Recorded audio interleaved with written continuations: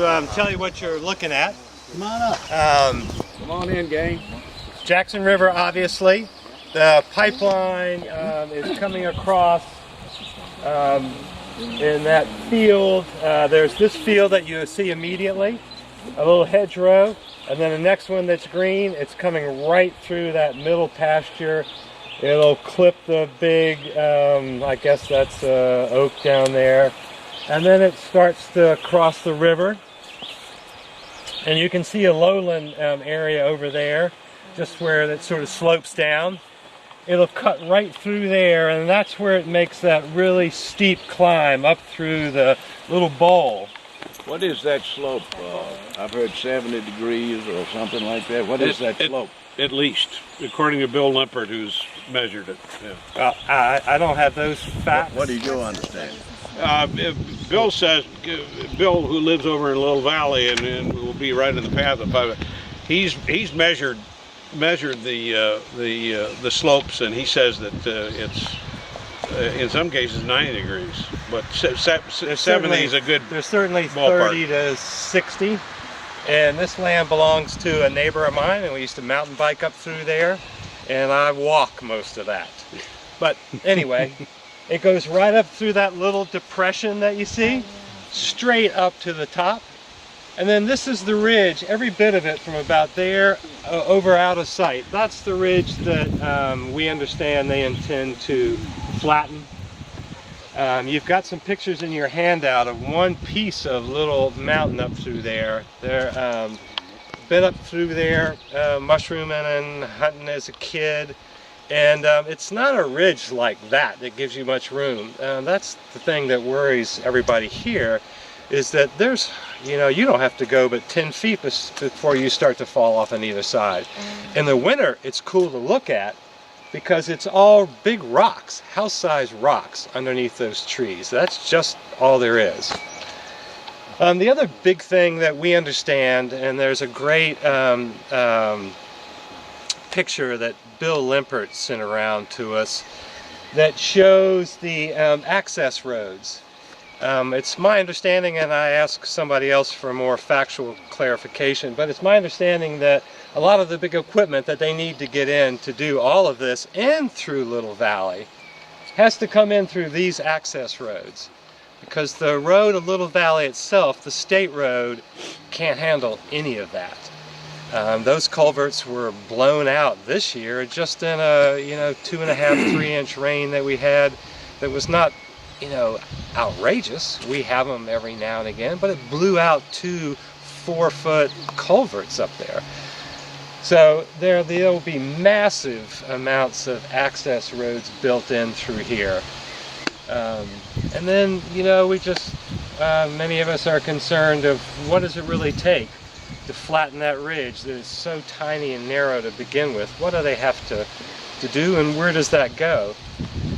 So that's what you're seeing today. We're going to go through Bowler Gap. Henry Ford and Thomas Edison camped at Bowler Spring right there, which is sort of odd to believe. There was a big hotel in there. The spring still flows, about 3,500 gallons a minute. Good God.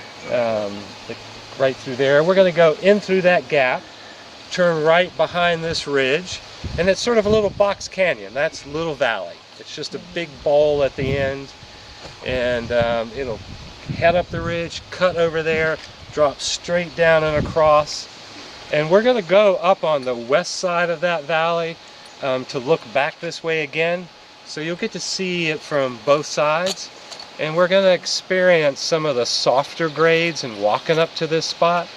It is steep back in there. Right, let me ask you. My understanding is that this trench is going to be 10 feet deep and maybe 5 feet wide. They're putting a 42-inch pipe in it. I'm not an expert on what they've represented for depth or width. Okay, let's assume that's what's been represented. 10 feet deep. Minimum. And putting a 42-inch pipe in it.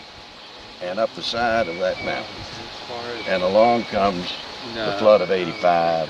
or 69 or 72, one of Or those. 1996. How does that, and they're putting the same soil back in the trench they took out. Except most of it isn't soil. How does that possibly hold up in the face of a flood?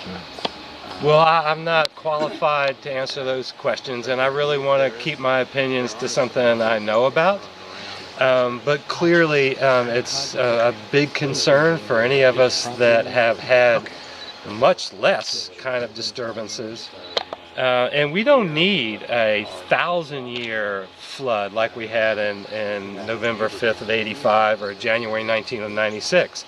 You know, we've had 3 or 4 inch things in the summer that have blown out the Cowpasture River Bridge and a bunch of others. Blown out roads in the county that just collapsed from significant rain. We know we have routine rain events that we have no idea how if they are permitted to have 500 feet of ditch open at one time, and that 500 feet happened to be up there.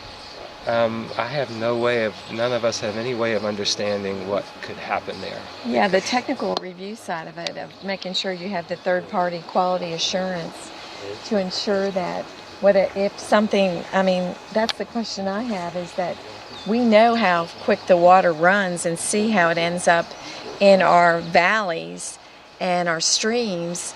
You don't even have to, I could show you right now, just in Hot Springs when we were coming through, just the most recent rain event, the day after, it looked like downtown Hot Springs had been flooded, and the way just everything coming from the mountains went into the valleys. And that's what we have going on with our significant rain events right now. So anytime there's a disturbance, and that's just from normal residential development.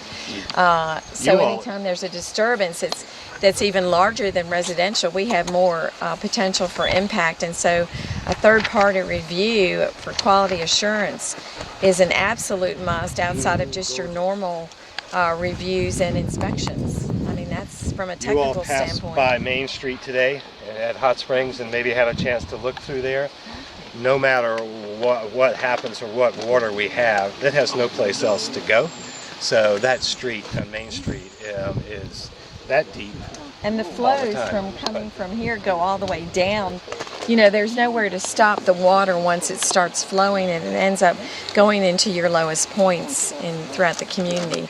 And that's where we get the most damage every time we have any kind of event. Funny springs all through here. You can see the little lily pads in the wet spot. There's a spring right over there that comes up right in the middle. You know, it's not serving anyone's houses, but it's just an indication of how prevalent, how the water moves underground for us and how it pops up everywhere. Can I say something about the karst here? Yes, sir, please. Well, at the top of the mountain, Ryan was talking about house-sized blocks, and you can see a rectangular one right over there sticking up. Mm-hmm. And those are sandstone blocks. And then down here, you see the small hills. This is another band of sandstone. Sandwiched between those 2 bands of sandstone are limestones, which have 3 bands of sandstone within them. And those sandstones form individual aquifers up there. So on this side of the mountain, we have the potential for 3 aquifers. And the sandstones move the water to the southwest or to the northeast. And it comes out at springs, or at springs at nick points here in the mountain. And one of our big concerns is whenever they level the mountain, however much they have to do it, under normal conditions, they push the stuff that they're removing uphill of the trench. Well, the trench here is on top of the mountain, so they're going to be pushing it down the mountain. And one of our concerns is that the disturbed soils and whatever else they disturb is going to flow downhill into these aquifers and potentially plug the springs. And in addition to that, it could flow down the hollows. And you don't see very good hollow development here. And that's because most of the water is going underground and then traveling north or south to come out. So there is a potential here for a lot of pollution just from soil debris going into the aquifers and changing the springs and the water quality. past a couple ponds on the way up here. From Bowler Spring to Stony Run, which is crossed. All of this land was bought primarily by 3 guys right after World War II. For one reason, they were all fishermen and they were crazy about fishing up here.